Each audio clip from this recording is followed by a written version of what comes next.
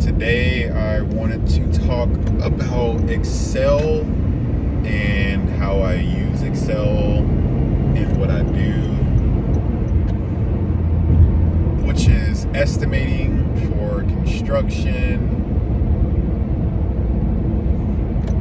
We use Excel to quantify the material takeoffs that we do using other software like Bluebeam and Plan Swift, and put a number to it. Mostly what I use Excel for in estimating would just be normally just the keeping straight lines, keeping everything organized. So being able to put in, like, this is sheet metal, this is a stud wall, this is drywall, this is paint on one side, and on the other side whatever that cost is, and then on the next column, how many parts or pieces or linear foot or square footage or volumetric calculations, whatever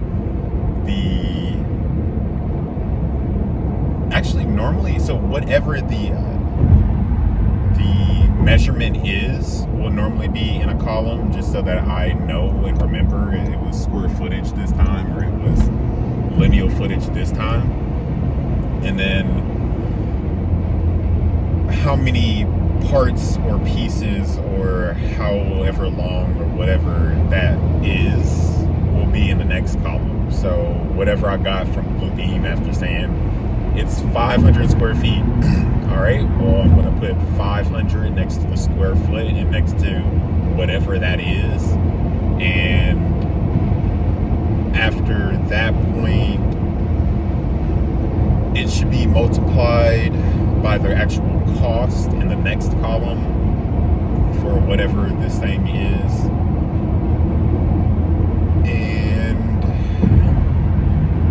that times whatever your measurement was will give you the price finally for how much all of that material will cost. So right now, let's just go through an example for drywall so I don't have to try and make up random examples in my head. So you need 1,000 square feet of drywall after you've taken it off on Bluebeam. You see on Bluebeam, all right, it's 1,000. Okay, so what do we do? So I'm going to call this like 3/8 inch drywall. Maybe it's going to a bathroom, so it's green board. And I name it green board on the Excel. I would put square foot next to that.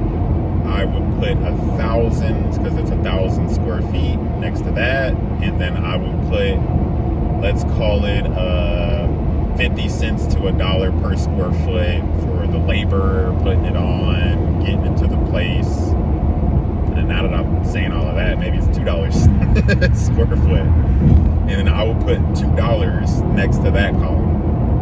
And so now we have $2,000 worth of drywall that's going on this job based on how much is there, how much is shown.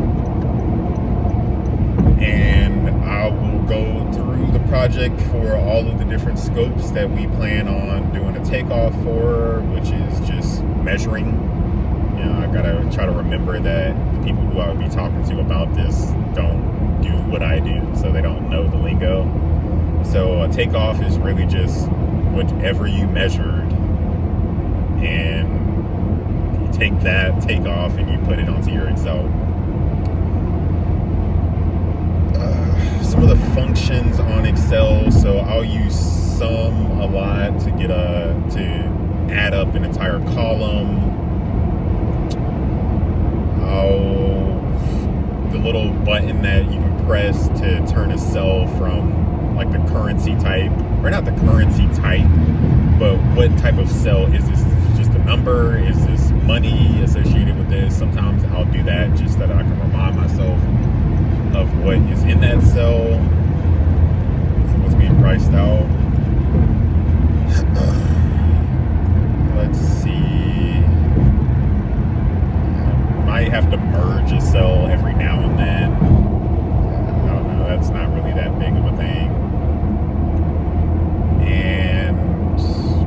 maybe I'll like color code cells sometimes, or the columns, but don't really have to use a lot. Every now and then I have run into a place that they wanted you to know formulas like that, and they aren't really that complicated, but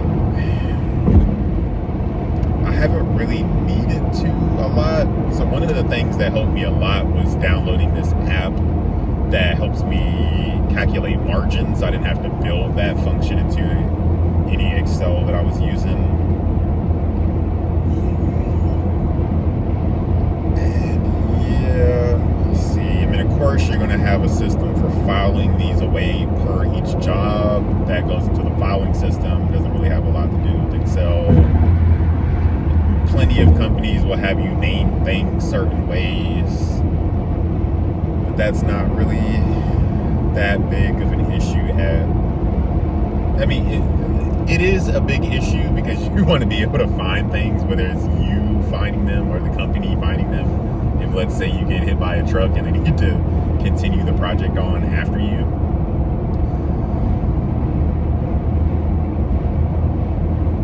But that's pretty much the extent of our use for Excel when it comes to estimating.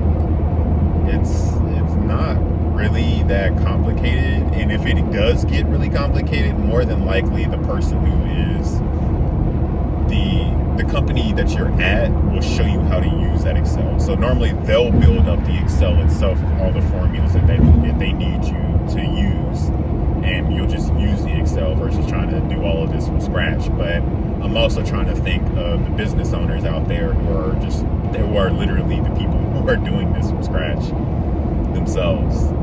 And so I just wanted to add in as much that I know, on my side from the estimating. Might have to do a follow-up on this one, but that pretty much covers the ways that we use Excel.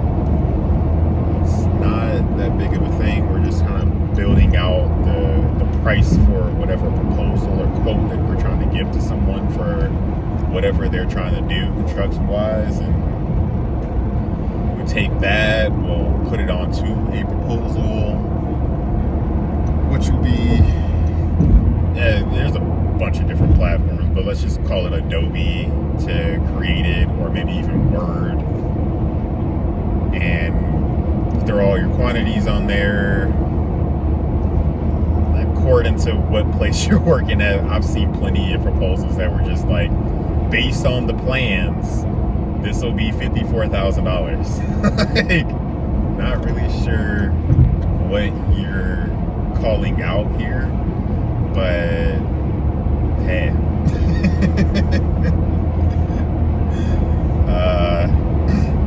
And then of course I've seen very extensive breakdowns for all material, and yeah, people do things differently. I would definitely prefer just this is all based on plans and you figure it out yourself.